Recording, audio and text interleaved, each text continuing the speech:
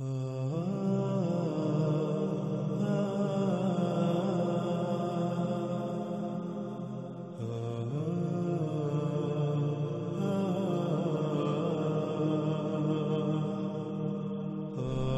قسط کے آخر میں ہم نے یہ بات کی تھی کہ اگلی قسط میں ہم بات کریں گے احادیث کی روشنی میں دجال کی، یعنی اگر یہ تمام کی تمام اشیاء جو انسان نے آج خلق کی، جن کو انسان اپنے لیے مسیحا تسلیم کرتا ہے کہ آیا واقعتاً یہ دجال ہیں، یہی وہ دجال ہے؟ اگر یہی وہ دجال ہے تو ضرور رسول اللہ صلی اللہ علیہ وسلم نے اس کا ذکر کیا ہوگا۔ تو اس قسط میں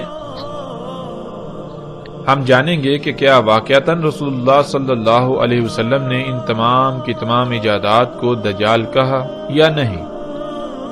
تو ناظرین، اس بات کو جاننے کے لیے ہم اپنی اس قسط کا آغاز کرتے ہیں۔ ہم جانتے ہیں کہ رسول اللہ صلی اللہ علیہ وسلم نے دجال کے بارے میں کھول کھول کر تفاصیل کے ساتھ بیان کیا۔ اسی طرح رسول اللہ صلی اللہ علیہ وسلم صحابہ اکرام کو دجال کے بارے میں بتا رہے تھے تو رسول اللہ صلی اللہ علیہ وسلم نے یہ کہا کہ قیامت الساعۃ سے پہلے دجال ہے، اور اس دجال سے پہلے بھی کئی دجال ہوں گے۔ رسول اللہ صلی اللہ علیہ وسلم نے قیامت الساعۃ کے قریب آنے والے دجال سے پہلے جتنے بھی دجال ہوں گے یا جو کچھ دجال ہوگا اس سب کی تفصیلات بیان کی۔ جب رسول اللہ صلی اللہ علیہ وسلم ان دجالوں کی یا قرب قیامت الساعۃ نکلنے والے دجال سے پہلے جو کچھ بھی دجال تھا، جتنے بھی دجال تھے، ان کا ذکر کر چکے، تو پھر بیان کرنے کی باری آئی اس دجال کی جو قرب قیامت الساعۃ نکلنا تھا۔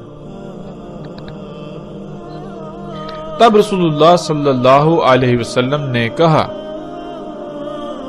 تحقیق یعنی ثابت شدہ، ایسا ہی ہوگا، ایسا ہو چکا کیا کہ دجال کھانا کھا چکا اور بازاروں میں گھوم پھر چکا۔ یعنی رسول اللہ صلی اللہ علیہ وسلم نے کھول کر یہ بات واضح کر دی کہ دیکھو، قرب قیامت الساعۃ جس دجال کا خروج ہونا ہے، اس سے پہلے جتنے بھی دجال ہوں گے وہ کھانا کھانے والے دجال ہوں گے، ان میں کھانا کھانے والے دجال ہوں گے۔ یعنی محمد رسول اللہ صلی اللہ علیہ وسلم نے یہ بالکل واضح کر دیا کہ قرب قیامت الساعۃ جس دجال کا خروج ہونا ہے وہ کھانا کھانے والا نہیں ہوگا جیسے انسان کھانا کھاتا ہے، وہ انسان کی طرح بازاروں میں نہیں گھومے پھرے گا۔ کہیں ایسا نہ ہو کہ تم اس کو بھی ایک انسان سمجھتے ہوئے ویسا ہی دجال سمجھ لو جو اس سے پہلے آئیں گے۔ اس لیے وہ ایسا دجال نہیں ہوگا، یعنی وہ انسان نہیں ہوگا، اور اس کی رسول اللہ صلی اللہ علیہ وسلم نے مزید وضاحت کر دی۔ محمد رسول اللہ صلی اللہ علیہ وآلہ وسلم نے کہا، دجال ہرگز انسان نہیں ہے، اس میں کچھ شک نہیں، جو دجال ہے وہ شیطان ہے، یعنی دجال شیطان ہوگا۔ پھر اسی طرح ایک اور موقع پر رسول اللہ صلی اللہ علیہ وسلم نے کہا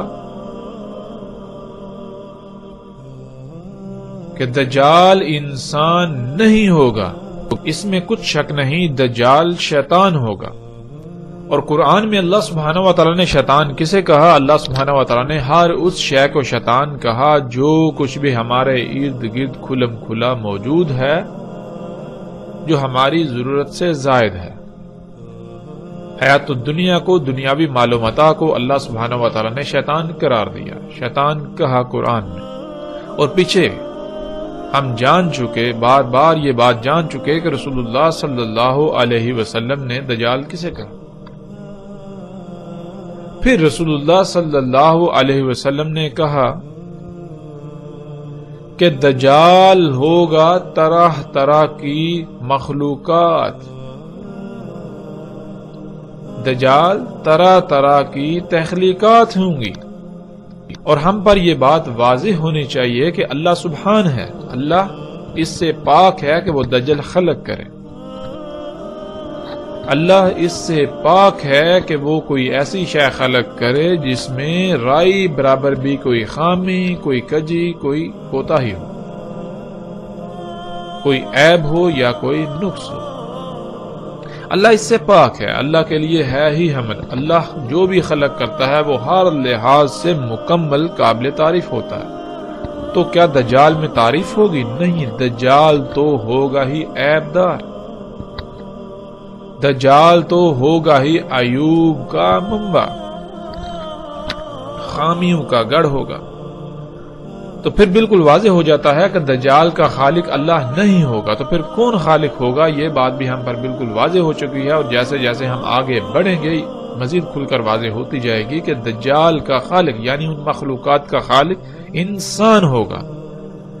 ان مخلوقات کی خالق وہ ذات ہوگی جس ذات کو اللہ سبحانہ و تعالیٰ نے زمین کا اختیار دیا، اور اختیار کسے دیا؟ قرآن میں بار بار بہت سارے مواقع پہ یہ بات کھل کر واضح ہے کہ انسان کو زمین کا اختیار دیا گیا، انسان کو زمین پر نائب بنایا گیا۔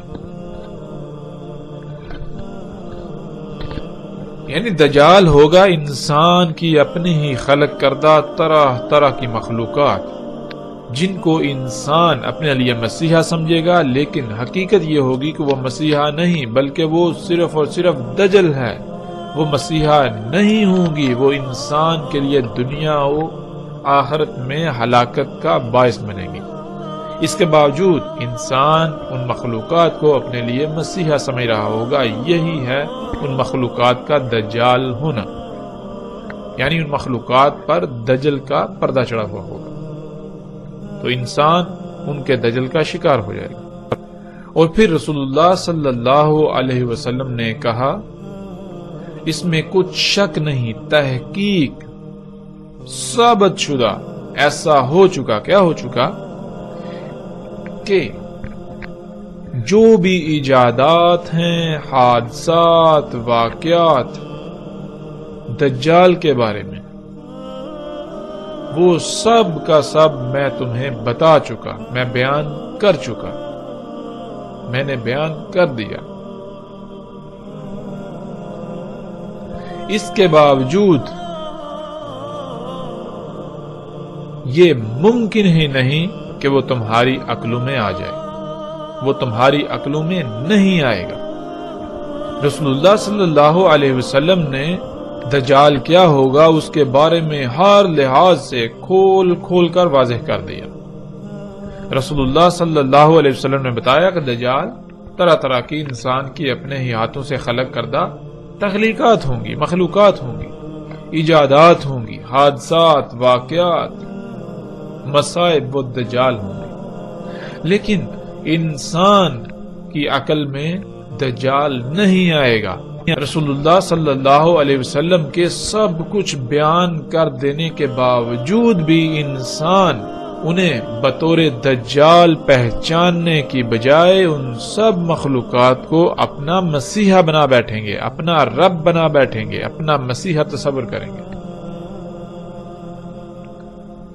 جیسا کہ اس روایت میں بالکل واضح ہے کہ رسول اللہ صلی اللہ علیہ وسلم نے کہا کہ جو بھی ایجادات، حادثات، واقعات ہوں گے دجال کے بارے میں وہ سب بیان کر چکا۔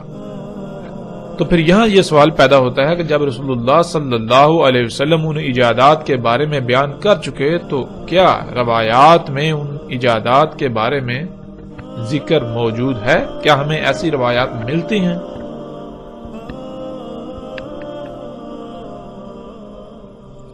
تو اب ہم احادیث میں، روایات میں دیکھیں گے کہ کیا واقعتاً ایسی روایات موجود ہیں کہ رسول اللہ صلی اللہ علیہ وسلم نے ان مخلوقات کو دجال کہا۔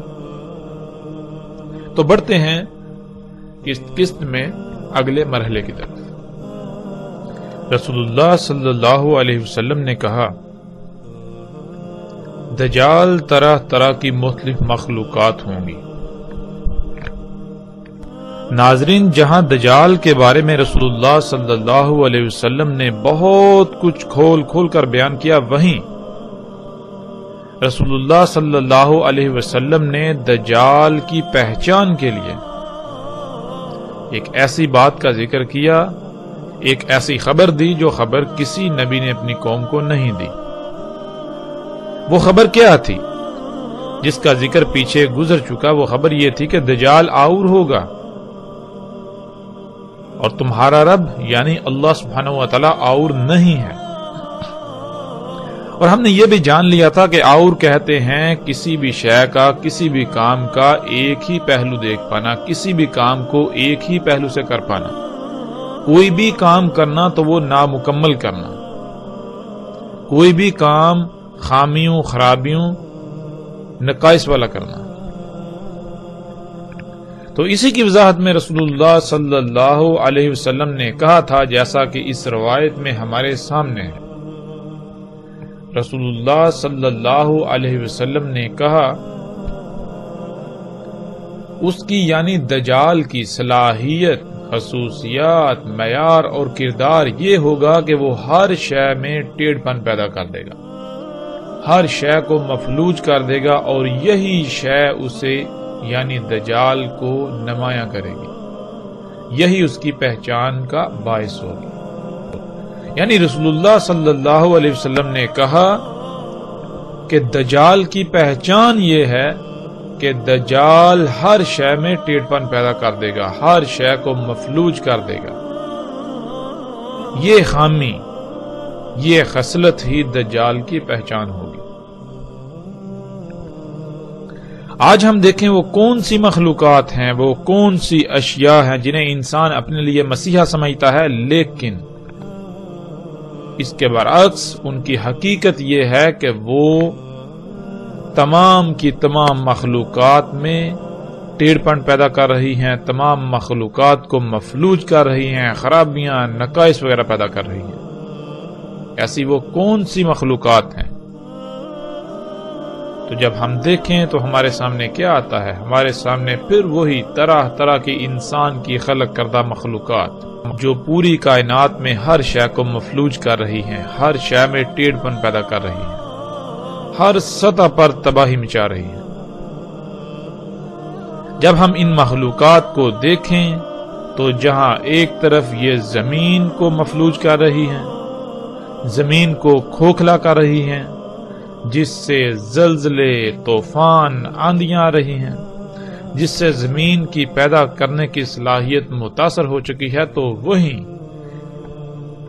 انسان کی خلق کردہ ایسی اشیاء جنہیں وہ اپنے لیے فائدہ مند، اپنے لیے مسیحا تصور کرتا ہے، یعنی طرح طرح کی ادویات، طرح طرح کی ایسی اشیاء جنہیں وہ سہولتوں کا نام دیتا ہے، ان کا دوسرا پہلو کیا ہے؟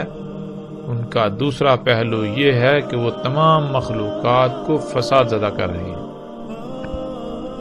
جیسا کہ آپ ان تصاویر میں دیکھ رہے ہیں۔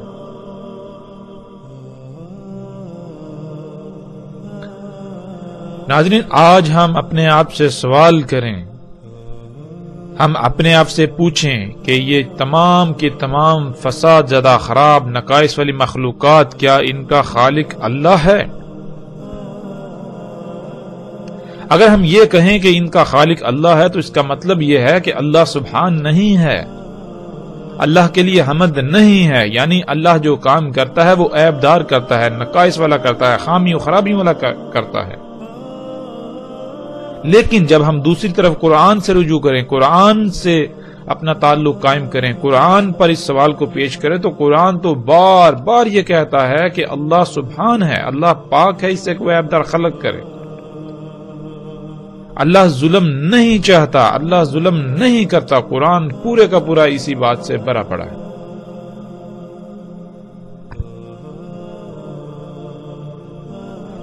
انسان ان مخلوقات کا، ان ایجادات، ان اشیاء کا صرف ایک پہلو دیکھتا ہے جو ظاہری پہلو ہے، جس سے اس کو نفع نظر آتا ہے، جس پہلو سے یہ تمام کی تمام اشیاء انسان کو مزین نظر آتی ہیں، تمام کی تمام اشیاء انسان کو مفید، فائدہ مند، مسیحا نظر آتی ہیں، لیکن ان کا دوسرا پہلو یکسر نظر انداز کر دیتا ہے۔ ان کے دوسرے پہلو کو یکسر نظر انداز کر دیتا ہے۔ اور وہ دوسرا پہلو کیا ہے؟ وہ دوسرا پہلو یہ ہے کہ یہ اشیاء، یہ مخلوقات کائنات کو تباہ کر رہی ہیں۔ آج موسموں کا نظام بگڑ چکا تو انسان کی انہی ایجادات کی وجہ سے، جنہیں وہ اپنے لیے مسیحا تصور کرتا ہے۔ آج زمین کی پیدا کرنے کی صلاحیت متاثر ہو چکی تو اس کی وجہ بھی یہی مخلوقات۔ آج لا تعداد بیماریاں وجود میں آ چکی ہیں جن کا ماضی قریب میں وجود تک نہیں تھا، اور ان بیماریوں سے انسان تو کیا، جاندار تڑپ تڑپ کر مر رہے ہیں۔ اور ان بیماریوں کی وجہ کیا ہے؟ یہ بیماریاں وجود میں کیسی آئیں؟ ان کی وجہ یہی انسان کی خلق کردہ طرح طرح کی مخلوقات۔ آج انسان ان گاڑیوں کو، جہازوں کو، ٹرینوں کو، یعنی جدید سفری ذرائع کو اپنے لیے مسیحا تصور کرتا ہے، لیکن اس کا دوسرا پہلو کیا ہے؟ اسے یکسر نظر انداز کر دیتا ہے۔ انہی گاڑیوں کی وجہ سے، ٹرینوں جہازوں کی وجہ سے، یعنی انہی سفر کے ذرائع کی وجہ سے آج پوری دنیا دھوئیں سے بھر چکی، اور یہ دھواں تمام مخلوقات کے لیے زہر قاتل ثابت ہو رہا ہے۔ اسی دھوئیں کی وجہ سے دنیا میں ہر سال 33 لاکھ سے زیادہ انسان موت کا شکار ہو رہے ہیں، اور دنیا کی تقریباً 99% سے زیادہ آبادی کسی نہ کسی بیماری کا شکار ہے، تو وہ اسی دھوئیں کی وجہ سے۔ اسی دھوئیں کی وجہ سے کئی مخلوقات صفحہ ہستی سے مٹ گئیں، اسی دھوئیں کی وجہ سے موسموں کا نظام درہم برہم ہو چکا، اسی دھوئیں کی وجہ سے لا تعداد بیماریاں، حامیاں، خرابیاں پیدا ہو چکی۔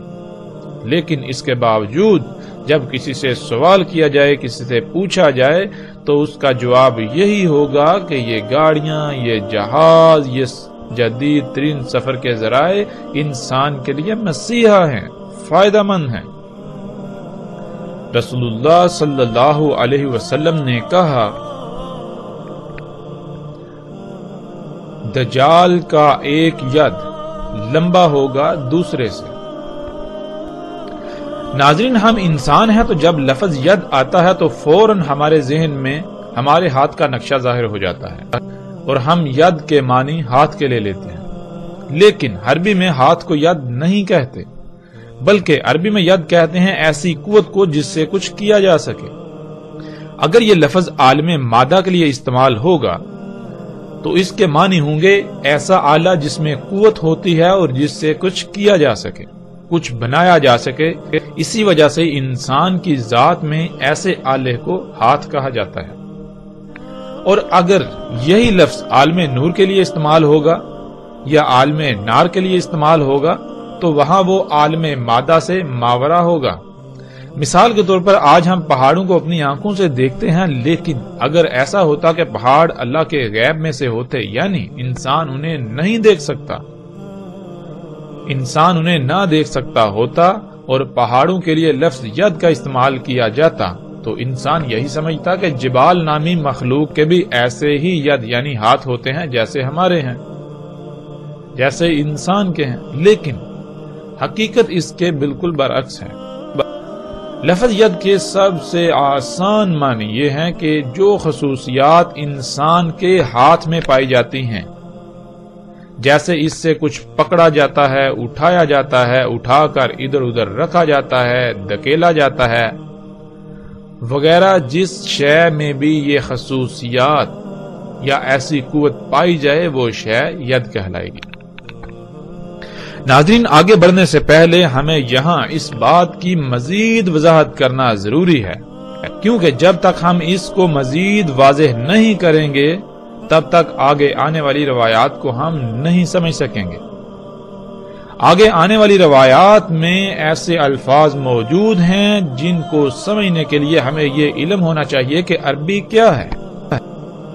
ناظرین، دین کو سمجھنے اور بالخصوص فتنہ دجال سمیت ساتھ کی علامات سے متعلق تمام معاملات کو سمجھنے کے لیے یہ بہت ضروری ہے کہ ہم سب سے پہلے عربی زبان کی اہمیت کو جان لیں۔ عربی کیا ہے؟ عربی دنیا کی واحد ایسی زبان ہے جس کا ترجمہ دنیا کی کسی بھی زبان میں نہیں کیا جا سکتا۔ عربی دنیا کی واحد ایسی زبان ہے جو ہر وقت اور ہر شے کا احاطہ کرتی ہے، یعنی مثال کے طور پر آج کوئی ایسی شے جس کا وجود نہیں اور کل کو وہ وجود میں آتی ہے تو اس شے کا کوئی نہ کوئی نام تجویز کیا جائے گا جو پہلے سے اس زبان میں موجود نہیں ہوگا۔ جیسے کہ ہم گاڑی ہی کو لے لیں، اردو میں لفظ گاڑی کے وجود سے پہلے اپنا کوئی وجود نہیں رکھتا تھا۔ اسی طرح انگلش میں لفظ کار کی تخلیق سے پہلے اپنا کوئی وجود نہیں رکھتا تھا۔ جب شے وجود میں آئی اس کے بعد یہ لفظ وجود میں آیا۔ لیکن عربی دنیا کی واحد ایسی زبان ہے جو اس خامی سے بالکل پاک ہے۔ عربی دنیا کی واحد ایسی زبان ہے جس کا ہر لفظ بہت ہی وسعتوں کا حامل ہے۔ کوئی بھی شے جو پہلے وجود نہیں رکھتی تھی اور بعد میں وجود آئے گی یا بعد میں وجود آئے، عربی میں اس کا نام پہلے سے ہی طے کر دیا گیا۔ یعنی عربی میں آپ کسی بھی لفظ کا اضافہ نہیں کر سکتے۔ جو بھی نئی ایجاد آپ کریں گے اس کے لیے پہلے سے ہی عربی میں نام موجود ہوگا۔ البتہ اس شے کی الگ سے پہچان اور نشاندہی کے لیے آپ الگ سے کوئی لفظ ایجاد کر سکتے ہیں، مگر وہ لفظ عربی زبان کا حصہ نہیں ہوگا اور نہ ہی وہ لفظ عربی کہلائے گا،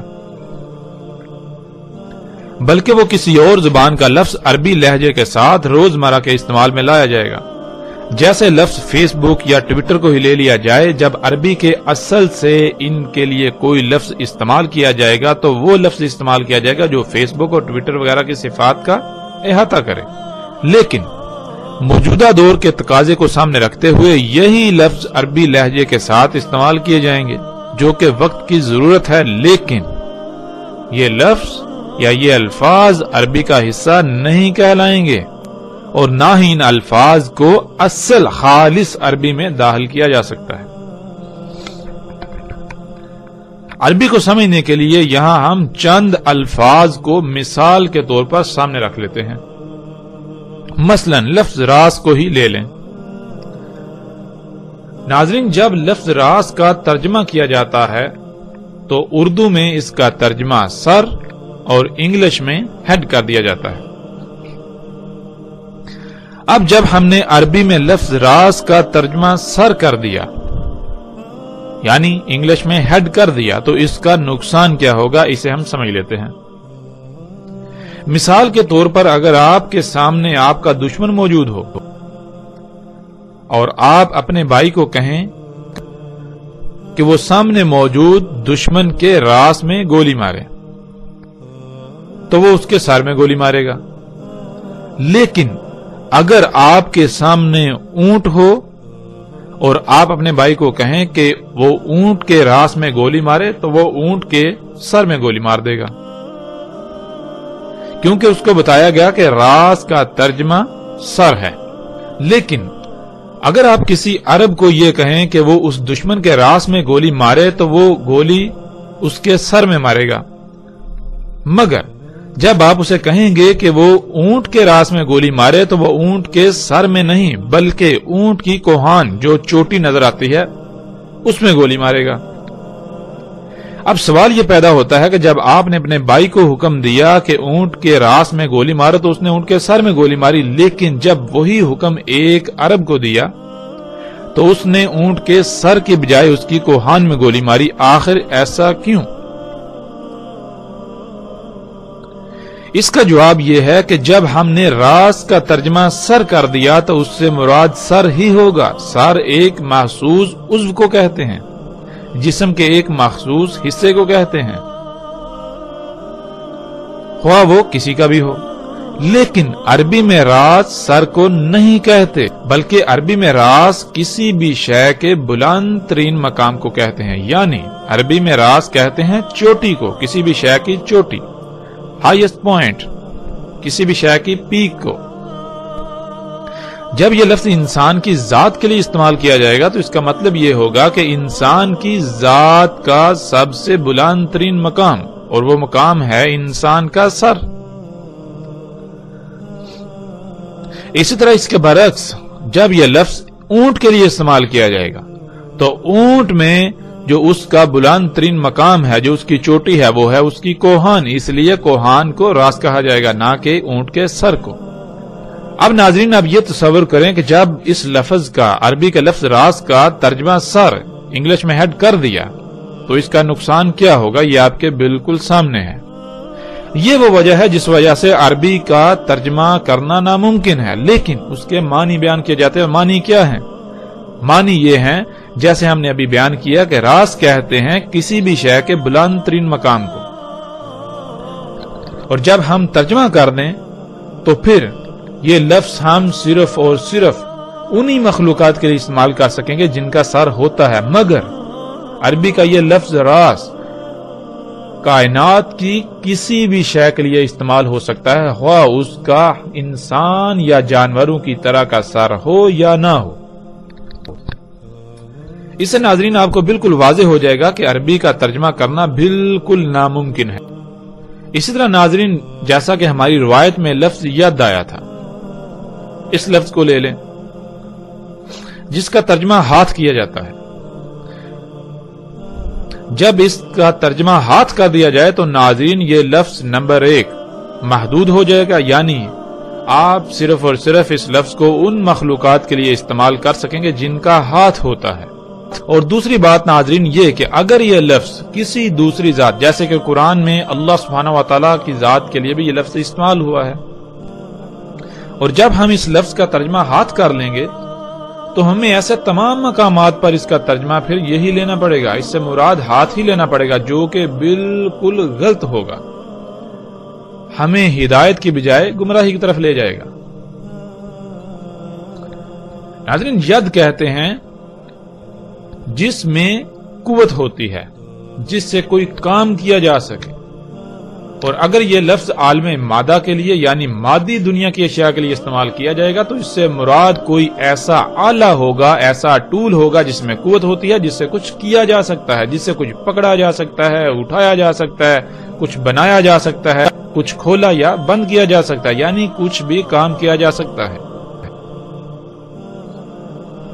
انسان کے جسم میں اللہ سبحانہ و تعالیٰ نے ایسی خصوصیات کا حامل جو عضو خلق کیا ہے وہ انسان کے ہاتھ ہیں، اس لیے انسان کے ہاتھوں کو ید کہا جاتا ہے۔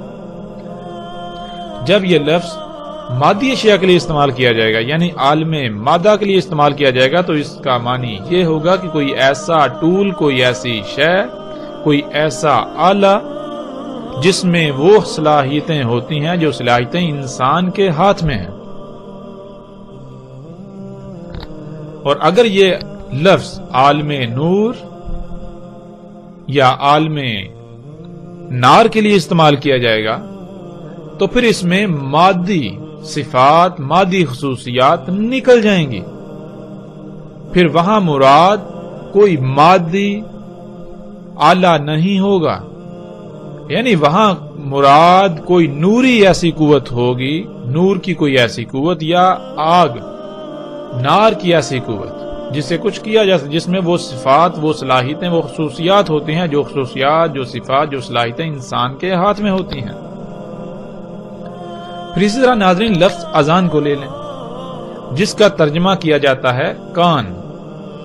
جب ہم نے ترجمہ کر دیا، نمبر 1 یہ لفظ محدود ہو جائے گا، اس کا استعمال محدود ہو جائے گا۔ نمبر 2 پھر اگر یہ لفظ ایسی مخلوقات کے لیے استعمال ہوتا ہے جن میں ایسا عضو نہیں ہے جسے ہم کان کہتے ہیں تو بات ہماری عقل میں نہیں آئے گی، ہم بات کو نہیں سمجھ سکیں گے۔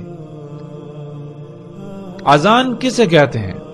عربی میں اذان کہتے ہیں لہروں کو موصول کرنے کا آلہ، اور لہروں کو موصول کرنے والا آلہ اللہ سبحانہ وتعالی نے انسان کی ذات میں جو خلق کیا اسے ہم کان کہتے ہیں۔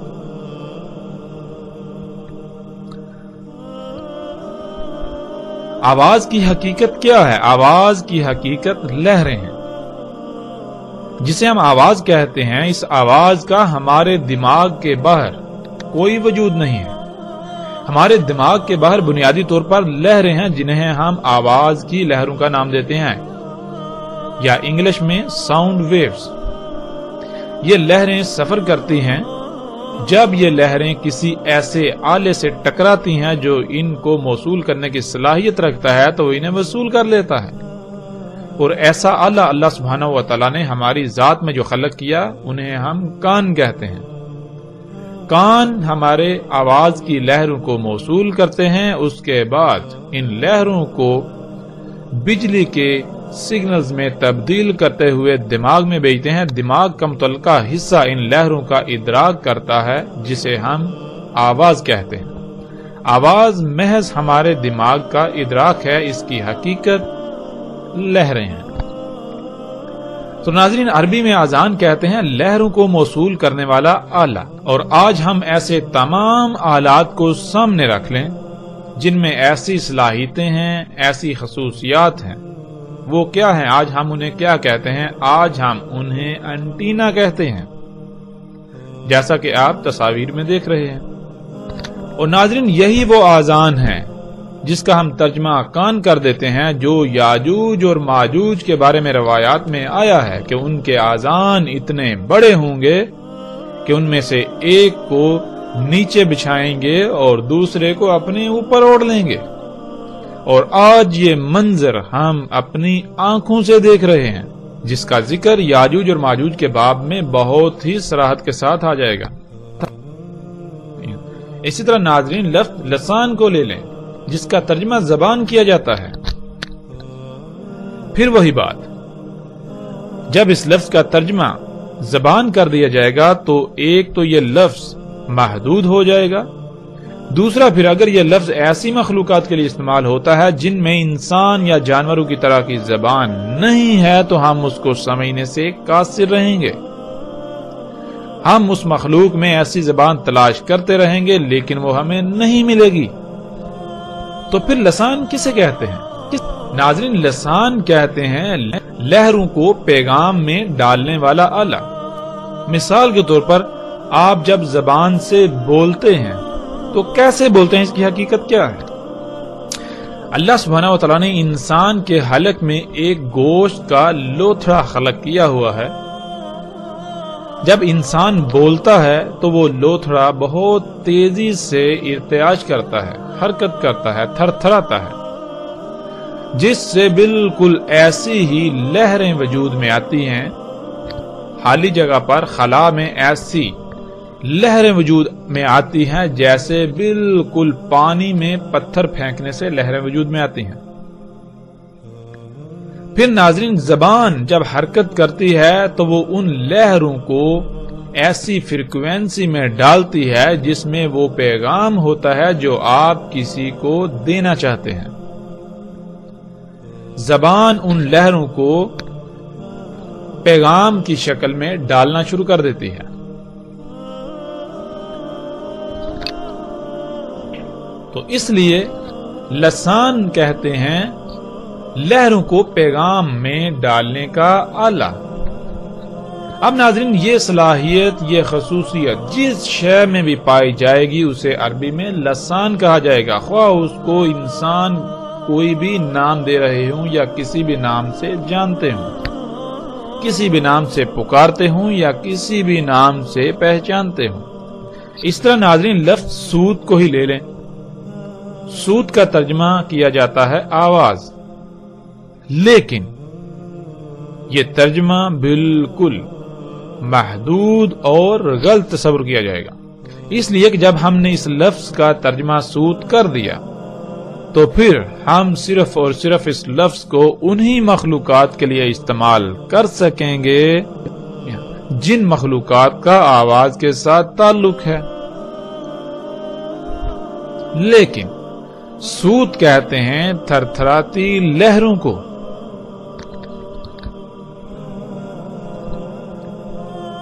انسان جب ان تھر تھراتی لہروں کا ادراک کرتا ہے تو اس ادراک کو ہم آواز کہتے ہیں۔ اب ضروری نہیں کہ جن تھر تھراتی لہروں کا ہم ادراک کر رہے ہیں انہیں آواز کا نام دے رہے ہیں، انہی لہروں کا ادراک کوئی اور مخلوق کرے تو اسے بھی آواز کہا جائے؟ نہیں، تھر تھراتی لہروں یعنی صوت کا ادراک ہر مخلوق کا الگ الگ ہے۔ پھر اسی طرح ناظرین ایک لفظ ہے الشعر. اس لفظ کا ترجمہ بالوں کا کر دیا جاتا ہے. جو بال انسان کے جسم پر یا سر پر موجود ہیں. جو بال انسان کے جسم یا سر پر پائے جاتے ہیں. حالانکہ یہ ترجمہ بالکل غلط ہے. الشعر کسے کہتے ہیں ناظرین؟ الشعر کہتے ہیں اس مواد کو جس مواد سے انسان کے جسم پر یا انسان کے سر پر بال وجود میں آتے ہیں. اور آج جب ہم غور و فکر کریں کہ یہ بال ہمارے کس شے سے وجود میں آئے، کس مواد سے وجود میں آئے، تو بات بالکل کھل کر سامنے آ جاتی ہے. تو آج ہم اس مواد کو لچکدار پلاسٹک، نائلون، لوک یعنی اسفلٹ اور پینٹ وغیرہ کا نام دیتے ہیں.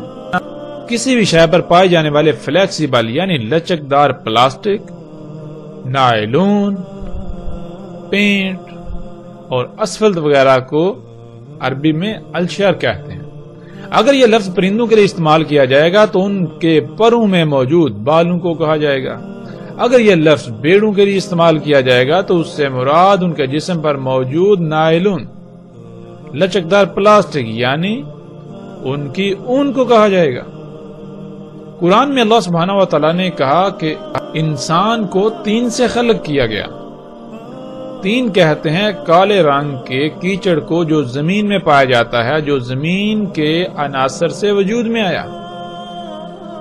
زمین کے ان عناصر میں ایک عنصر موجود ہے جسے الشعر کہا جاتا ہے، اور آج موجودہ دور میں ہم اس کو لچکدار پلاسٹک، نائلون، اسفلٹ یا پینٹ وغیرہ کا نام دیتے ہیں.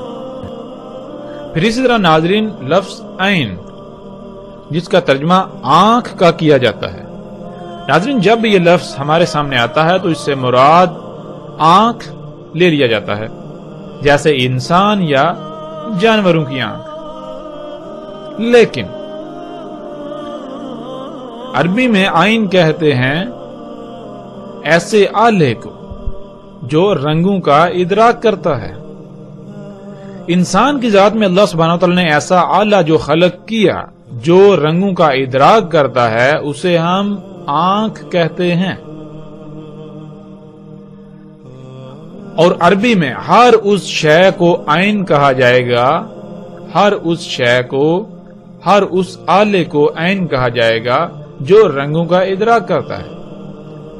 آج ہم جب اپنے ارد گرد غور و فکر کریں، ارد گرد دیکھیں تو ہمیں بالکل واضح ایسے آلات نظر آئیں گے جو رنگوں کا ادراک کرتے ہیں.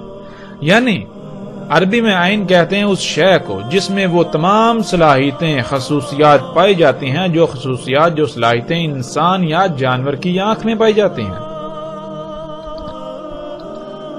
پھر اسی طرح ناظرین لفظ طیر آ جاتا ہے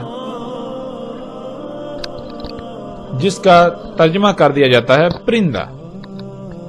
حالانکہ طیر عربی میں کہتے ہیں ہر اس شے کو جو ہوا میں یعنی جو فضا میں اڑتی ہے، جو فضا میں تیرتی ہے. لیکن جب ہم نے اس کا ترجمہ پرندہ کر دیا تو ہم اس سے مراد کیا لیں گے؟ ہم اس سے پھر مراد دیں گے وہ پرندے جو اللہ سبحانہ تعالیٰ نے خلق کیے، جو ہمیں ہواؤں میں اڑتے ہوئے نظر آتے ہیں. لیکن یہ ترجمہ بالکل غلط ہوگا. طیر کہتے ہیں ہر اس شے کو جو ہوا میں اڑتی ہے، جو فضا میں سفر کرتی ہے. ہم نے عربی کے کچھ الفاظ کو سامنے رکھا اور ان کے اوپر مختصراً سی بات کی، جس سے یہ بات کھل کر واضح ہو جاتی ہے کہ عربی کا ترجمہ کرنا بالکل ناممکن ہے، خواہ وہ دنیا کی کوئی بھی زبان ہو. دنیا کی کسی بھی زبان میں عربی کا ترجمہ نہیں کیا جا سکتا. اگر ہم نے عربی کا ترجمہ کر دیا تو ہم بات کو سمجھنے کے بجائے مزید دور چلے جائیں گے. ناظرین جب ہم عربی کے اس اصول کو سمجھ لیں گے، اپنے ذہن میں بٹھا لیں گے، تو ہمارے لیے بات کو سمجھنا انتہائی آسان ہو جائے گا. دنیا کی کوئی شے، کوئی سوال ہمارے لیے سوال نہیں رہے گا.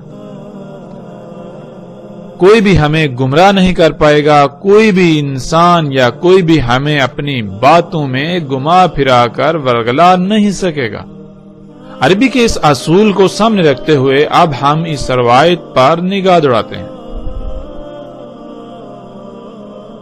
رسول اللہ صلی اللہ علیہ وسلم نے کہا دجال کا ایک آلہ جس میں وہ خصوصیات وہ صلاحیتیں ہوں گی جو خصوصیات جو صلاحیتیں انسان کے ہاتھ میں ہوتی ہیں، یعنی جس سے کچھ پکڑا جا سکے، جس سے کوئی کام کیا جا سکے، وہ لمبا ہوگا دوسرے کی نسبت، یعنی دجال کا ایک آلہ تو لمبا ہوگا اور دوسرا آلہ اس سے چھوٹا۔ آج ہم اپنے ارد گرد نگاہ دوڑائیں، اپنے ارد گرد غور و فکر کریں، کیا ایسی مخلوقات موجود ہیں؟ کیا انسان کی خلق کردہ ایسی مخلوقات موجود ہیں جن میں بالکل وہی صلاحیتیں وہی خصوصیات پائی جاتی ہیں جو صلاحیتیں اور خصوصیات انسان کے ہاتھ میں پائی جاتی ہیں؟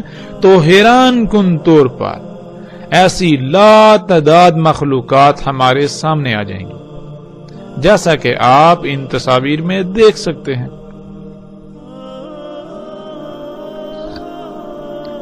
ناظرین، جیسا کہ رسول اللہ صلی اللہ علیہ وآلہ وسلم نے کہا کہ دجال کا ایک ید، یعنی دجال کا وہ ایک آلہ جس میں وہ خصوصیات ہوں گی جو خصوصیات انسان کے ہاتھ میں ہوتی ہیں، وہ ایک کی نسبت دوسرا لمبا ہوگا۔ اور آج ہم دیکھ سکتے ہیں کہ ایسے تمام کے تمام آلات، ایسی تمام کی تمام مشینیں جن میں یہ صلاحیت موجود ہے، نہ صرف بالکل وہ انسانی ہاتھ کی طرح ہیں، بلکہ یہ تمام کے تمام آلات یعنی ٹولز، یہ مشینیں ایک کی نسبت دوسری بڑی ہے۔ جب آپ ان تمام آلات کو سامنے رکھیں تو آپ کو نظر آئے گا کہ جہاں ایک آلہ چھوٹا، دوسرا اس کی نسبت بڑا ہوتا ہے، تیسرا دوسرے کی نسبت بڑا، چوتھا تیسرے کی نسبت بڑا، پانچواں چوتھے کی نسبت بڑا، چھٹا پانچویں کی نسبت بڑا۔ اس طرح یہ تمام آلات ایک دوسرے سے بڑے ہیں، یعنی دجال کا ید ایک کی نسبت دوسرا بڑا ہے، ایک کی نسبت دوسرا لمبا ہے۔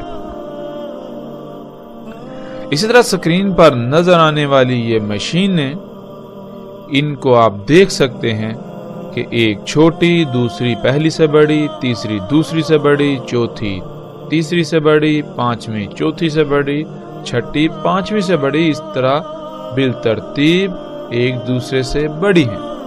تو یہ ہے ناظرین دجال کا ید، یہ طرح طرح کی مشینیں جن میں وہ تمام خصوصیات پائی جاتی ہیں جو خصوصیات انسانی جسم کے ہاتھ میں پائی جاتی ہیں۔